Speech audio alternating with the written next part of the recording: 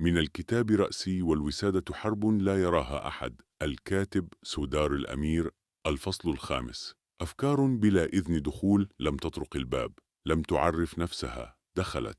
الأفكار لا تحترم الخصوصية ولا تعترف بالتعب. تأتي حين تضع حراسك جانبا، حين تظن أن الليل مجرد ليل. فجأة وجدت رأسي مفتوحا، بلا أقفال، بلا حراسة، وكل ما حاولت حبسه اندفع دفعة واحدة. لم تكن فكرة واحدة، كانوا كثيرين، كأنهم يعرفون الطريق. أفكار سوداء لزجة تتسلل بين بعضها، تحتل المساحة وتبدأ بإعادة ترتيب المكان على طريقتها. فكرة تمسك بأخرى وتقول مكانك هنا، وذكرى تزيح إحساسا وتجلس مكانه.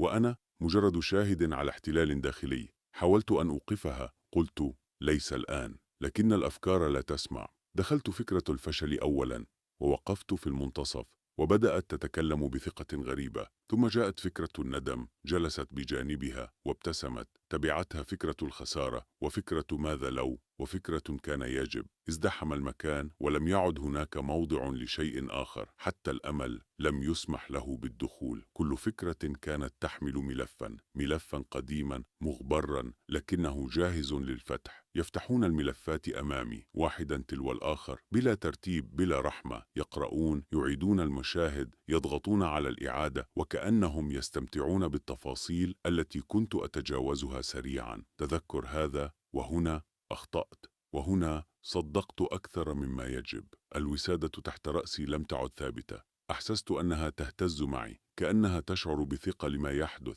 لكنها عاجزة عن التدخل. أفكار بلا إذن دخول تعني أنك تفقد السيطرة، تعني أن رأسك لم يعد بيتك، صار محطة عبور لكل ما رفضته سابقا. حاولت أن أشتت نفسي، عددت أنفاسي، غيرت وضعيتي، لكن الأفكار كانت أسرع. كل حركة مني كانت دعوة جديدة لها لتدخل أعمق. إحدى الأفكار اقتربت أكثر من اللازم، همست أنت تعرف الحقيقة. لكن الحقيقة هنا لم تكن شفاء، كانت سكينا بطيئة. شعرت بأن رأسي يتقلص، كأن الجدران تتحرك، كأن الأفكار تتقاتل على مكان أقرب إلى الوعي، والأقرب هو الأكثر إيلاما. في هذه اللحظة فهمت لماذا يخاف الناس من الصمت. ليس لأن الصمت فارغ، بل لأنه يسمح للأفكار أن تدخل بلا رقابة، لا حارس، لا قانون، لا وقت مستقطع. الأفكار تكتب حكمها بنفسها وتطلب منك التوقيع فقط.